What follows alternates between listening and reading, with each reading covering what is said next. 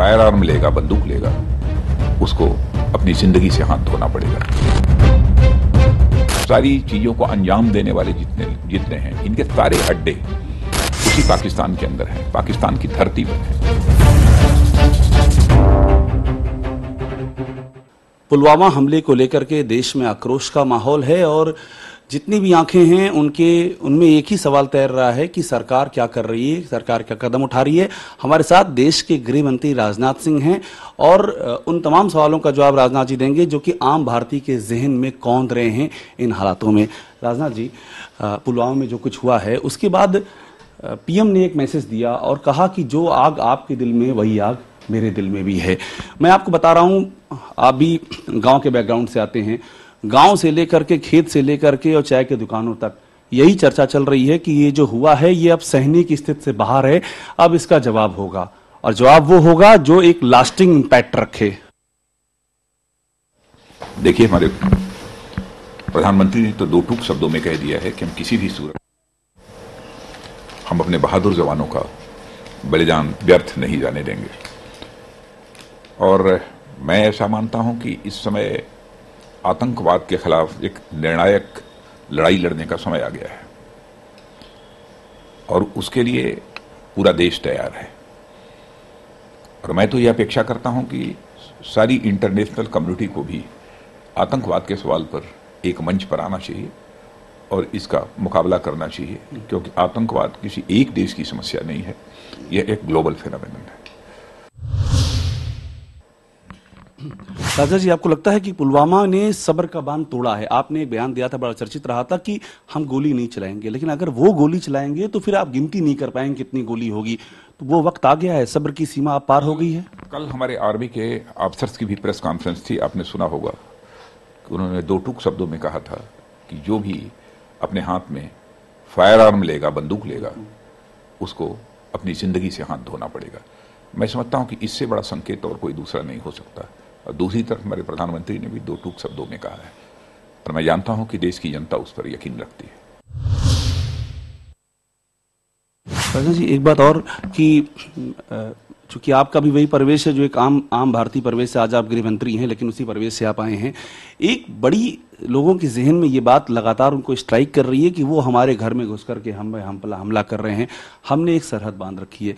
क्या घर में घुसकर हमला करने वालों का जवाब उनके घर में घुस करके हमला करना ये भी एक तरीका हो सकता है? देखिए, ये इन सब सारी चीजों के संबंध में बहुत खुलकर कोई बात बोलना उचित भी नहीं है और मेरे द्वारा ये बोला भी नहीं जाना चाहिए। जो भी बातें अब तक कही गई हैं प्रधानमंत्री के द्वारा और हमारे आर्मी ऑफिसर्स के द्वारा, मैं जानता हूं कि देश की जनता को उस पर विश्वास है। कोशिश यही होगी कि देश की जनता का यह विश्वास, यह भरोसा, ये टूटने ना पाए। इमरान खान ने प्रेस कॉन्फ्रेंस की, कल की बात बता रहा हूं मैं राजनाथ जी, इमरान खान ने उसमें यह कहा कि भारत अगर हमला करता है तो हम भी जवाब देने को तैयार हैं। बड़े ही उन्होंने तैश में ये बात कही।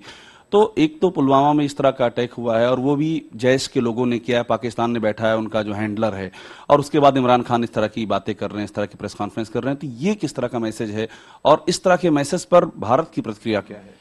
इससे बड़े दुर्भाग्य की बात क्या हो सकती है कि हमारे पड़ोसी देश का प्रधानमंत्री एक बार भी उसने यह कंडम नहीं किया कि हमारे जो 40 बहादुर जवान सीआरपीएफ के मारे गए, उसको कंडम नहीं किया। उनके परिवार के सदस्यों के प्रति कोई सहानुभूति व्यक्त नहीं की है। तो ऐसे प्रधानमंत्री की बातों पर हम क्या यकीन करें, क्या उस पर बोले? लेकिन जो कुछ भी बोलना था उन्होंने बोला है। अब हम लोगों ने जो सोचा है और हम लोगों ने जो कहा है, मैं जानता हूं कि देश की जनता को निश्चित रूप से उस पर पूरा भरोसा और विश्वास है। एक बात वो और कह रहे हैं कि ये नया पाकिस्तान है। वो कह रहे हैं आप सबूत दीजिए, हम कार्रवाई करेंगे और वो पुरानी बातें भूल जाइए। इसके पहले भी सबूत, वो 26/11 उरी हर बार कहते हैं सबूत दीजिए। देखिए, 26/11 के भी सारे सबूत उनको दिए जा चुके हैं, उरी के भी सब सारे सबूत दिए जा चुके हैं। सबूत की बात छोड़िए, उन्हें इस बात की जानकारी है कि इन सब सारी चीजों को अंजाम देने वाले जितने हैं, इनके सारे अड्डे उसी पाकिस्तान के अंदर हैं, पाकिस्तान की धरती पर हैं। और इतना ही नहीं, बल्कि पाकिस्तान गवर्नमेंट के सीनियर मिनिस्टर्स उनके साथ जाकर जो है डायस शेयर करते हैं। एक मंच पर उनके साथ खड़े होते हैं, भाषण करते हैं। तो मैं समझता हूं कि इससे बड़ा और कोई दूसरा सबूत नहीं हो सकता है कि आतंकवादियों के साथ यदि कोई मंच शेयर करे और उसके बाद भी यह कहे कि हमको कोई प्रमाण चाहिए, इसका कोई औचित्य नहीं है। और उसके बाद राजनाथ जी ये भी कहते हैं कि आपके यहाँ चुनाव है, ये चुनाव से जो आप लोग पुलवामा में बातें कह रहे हैं सब चुनाव से प्रेरित हैं, यानी कि जनता को आप चुनाव के लिए मैसेज दे रहे हैं। यह सब सारी बातें जो की जा रही हैं वो फालतू हैं। इनका कोई, मैं समझता हूं कि ऐसे सवालों का कोई जवाब नहीं देना चाहिए। वह अपनी फेस सेविंग का कोई ना कोई एक रास्ता निकाल रहे हैं। वो इंटरनेशनल कम्युनिटी को मैसेज देना चाहते हैं कि हम बिल्कुल निर्दोष हैं, हमारा कहीं से भी इन टेररिज्म में इन्वॉल्वमेंट नहीं है। लेकिन भारत ही नहीं, सारी दुनिया जानती है, सारी दुनिया को पूरी तरह से यकीन है कि जो कुछ भी आतंकवाद के को लेकर हो रहा है उसमें पाकिस्तान का की एक बहुत ही अहम भूमिका है, महत्वपूर्ण भूमिका है। और सारे जितने भी आउटफिट्स हैं उनका यदि कहीं पर उनको शेल्टर मिलता है तो पाकिस्तान में ही, और सारी गतिविधियां भी यदि चलती हैं तो पाकिस्तान से ही चलती हैं। इसमें कहीं दो मत नहीं है। और ऐसे आउटफिट्स और ऐसे आतंकी अड्डों के खिलाफ सेना को कार्रवाई का पूरा अधिकार है, पूरा हक है। कि मैं इतना ही कह चुका हूं कि ये कहा है कि अपने जवानों के, बहादुर जवानों के बलिदान को हम व्यर्थ नहीं जाने देंगे। हमारे प्रधानमंत्री ने कहा है, इतना पर्याप्त है अपने को।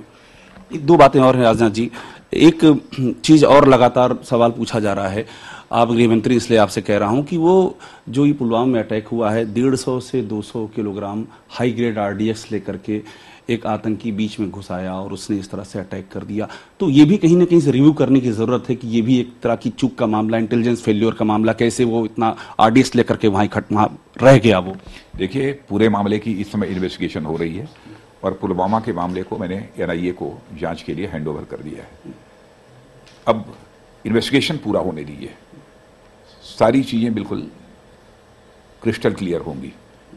साफ साफ ये निकल कर आएगा कि ये चीजें कहां से आई, कैसे आई, इस सारी चीजों का पता लगेगा। लेकिन इन्वेस्टिगेशन पूरा होने, वैसे थोड़ी जानकारी हमको है, लेकिन जब तक इन्वेस्टिगेशन पूरा नहीं होता है तब तक मैं इस संबंध में कुछ नहीं कहना चाहूंगा। राजा जी, आपने काफी सारे स्टेक होल्डर से बात करने की कवायद की, आपने महबूबा जी से काफी वार्ता की वहां के, और आपने पत्थरबाजों पर जब उन्होंने मुकदमे वापस लिए गए तो आपने ये भी कहा कि बच्चे हैं, गलतियां हो जाती हैं, हम इनको मौका देंगे। लेकिन वो जो मौका दिया गया, आप लोगों ने अपनी ओर से जो लिबर्टी उनको दी कि वो मेन स्ट्रीम में आए, आज क्या लग रहा है आपको पुलवामा अटैक के बाद कि उसका कुछ परिणाम निकला, या वो रास्ता उन्होंने वही पकड़ना है और उसी रास्ते पर है? जो सदासहता हम लोगों ने दिखाई, हम लोगों ने सोचा कि उस कम से कम पॉजिटिवली, सकारात्मक रूप से वो भी रेस्पॉन्ड करेंगे, लेकिन उन्होंने सकारात्मक रूप से रेस्पॉन्ड नहीं किया। और सकारात्मक रूप से रेस्पॉन्ड नहीं किया तो उसके बाद जो हम लोगों को करना चाहिए वो हमारी भारत सरकार करेगी। दो बातें राजनाथ जी और सिर्फ आपसे, कि एक तो ये है कि आप कश्मीर को लेकर के काफी, आप कश्मीर में जाते रहे हैं, कश्मीर में आप काफी बातचीत करते रहे हैं, और जैसे कि भी आपने कहा कि आपने काफी मौका दिया, मेन स्ट्रीम में लाने की बात की।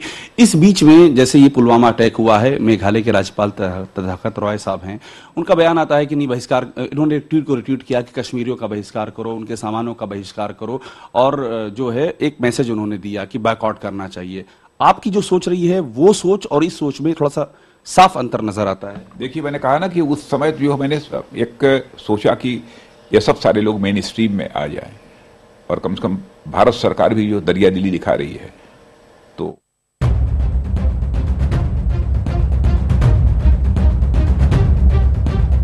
जो भी अपने हाथ में फायर आर्म लेगा, बंदूक लेगा, उसको अपनी जिंदगी से हाथ धोना पड़ेगा। सारी चीजों को अंजाम देने वाले जितने हैं, इनके सारे अड्डे उसी पाकिस्तान के अंदर हैं, पाकिस्तान की धरती पर हैं।